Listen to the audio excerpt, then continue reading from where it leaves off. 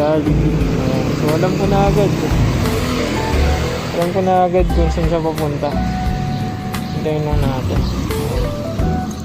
Yung Shana May. Shana May? Shout out. Ay ka na, ma'am? Dito na lang kayo?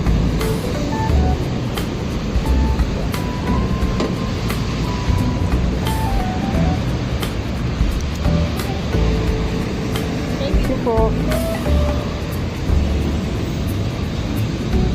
Kalimutan ko bigyan ng sticker si madam.